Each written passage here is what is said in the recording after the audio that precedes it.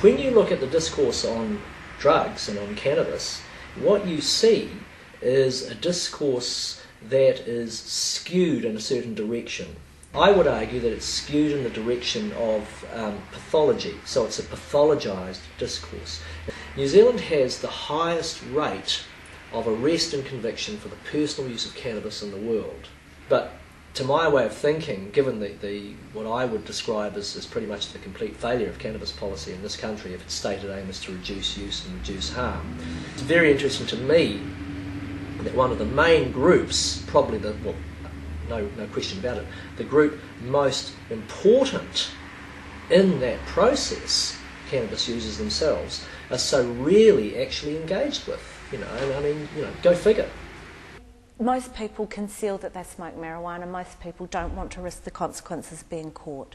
So if I had the money, it would be free t-shirts for every normal member and 2 for your friends. And when you have a smoking or a celebration of whatever you choose to smoke for purposes, wear your t-shirt and out yourself. Just like when we had homosexual law reform and prostitution law reform, these things are unpalatable for some people, but they are the true reflection of society, and that's how society behaves. So if we try and engage with what I would describe as these silenced voices, do we get a different picture emerging? When we think about how drug users are characterised in the media, which of course has a hugely powerful role in constructing how we think about drug users, and in this case cannabis users, typically these people are seen as out of control, they're seen as deviant, they're seen as criminals, they're seen as potentially having mental health issues or dependence issues, this kind of thing. And, it's very interesting, again, just picking up on these kind of received ideas that people have, these sort of stereotypes. So on one level, what I was seeing was that the people that I was talking to about cannabis use were just your every average day person. They were just normal New Zealanders living their lives. Interestingly, the most numerous professional group was health professionals, closely followed by teachers. The idea initially, I started off in anthropology, and the sort of classic anthropological approach to engaging with any topic is ethnography. Okay, and by ethnography, you're talking about basically having conversations with people. I've smoked before I was 20 and I'm in my 40s now, and I've smoked with my friends for over 20 years, and yet I love them dearly, but they don't have the courage or conviction to come out. You wonder how you can promote a cause that people are too afraid of the stigma and discrimination or reprisals to speak up about something they smoke in their home. It just shows the power of the dominant discourse on cannabis use. One is allowed to say certain things about cannabis. You're allowed to talk about the negative health consequences, but you can't talk about other stuff. You're not really allowed to move beyond that, which of course I advocate is something that we need to do. Yeah. So there are a range of harms that are associated with, I would argue, that are associated with the policy. There's issues around education. What can we say about cannabis use? And this is a thing not only in New Zealand but all around the world. The notion of education, about how we talk about these things, as I discovered when I started doing my study, suddenly there's all these guys putting their hands up saying, hey, I want to talk about this. Why do you want to talk about it? Because we're not allowed to talk about it. We're not allowed to express our views.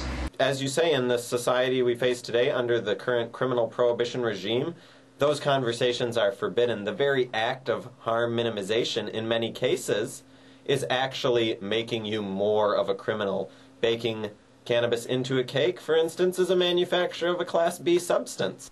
Last year I completed a literature review on the public health message on cannabis, and essentially I reviewed every article, government publication and document that had been written with information on cannabis, and the information's scarce. It's hard to get accurate information with a substance that's illegal. But the benefits of going to a partial decriminalisation, my position, is that you'd get rid of all the drug rings, you'd reduce police time, you'd reduce anxiety on these straight people I'm telling you about, you would have some medical advantage, I'm sure, and you would still have a significant level of control on the drug. Besides which, you could then research it and talk freely about it. There is this nervousness around the subject that perhaps people of more conservative elements certainly manifest, and it got to a point, it came to a head when I attended a hui.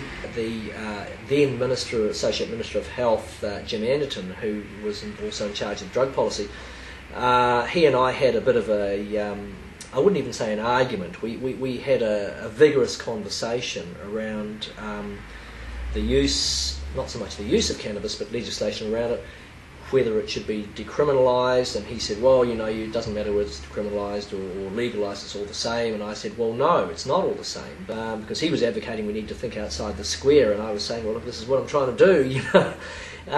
That turned into a bit of a fracas with my then department, with the result that people became very nervous about my work, and I found myself subsequently moving to another department. It tends to create free-thinking individuals. People who use the cannabis flowering tops for its psychoactive properties tend to think more in-depth about things, question authority.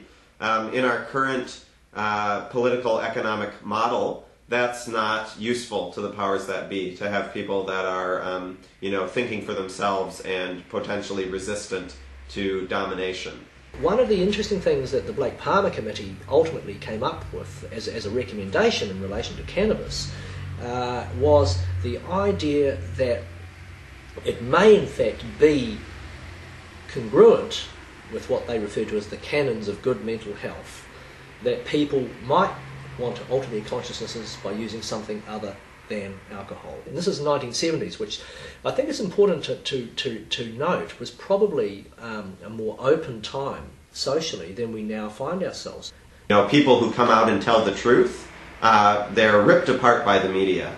For instance, with the 420 protest group, we're telling the truth. It's not a popular message that we're pushing, but we are telling the truth. And instead of examine what we're saying, the media, for instance, the Otago Daily Times, they attack us. You know, they do hit pieces. They try to equate us with drug-dealing gang members because we use cannabis, when they fully miss our argument that the reason that drug-dealing gang members are associated with cannabis at the moment is because of prohibition. And I would argue that the 1970s were actually kind of a watershed where the discussion and the discourse around drug use was more open than it is now. You look at the Ledane Commission in Canada, which came out at that same time. In fact, it came out at exactly the same time as the New Zealand reports were coming out. So all these reports in the 1970s, the early 1970s, were looking at drugs, were looking at cannabis, and were saying, well, you know, maybe we might want to think about some kind of decriminalisation.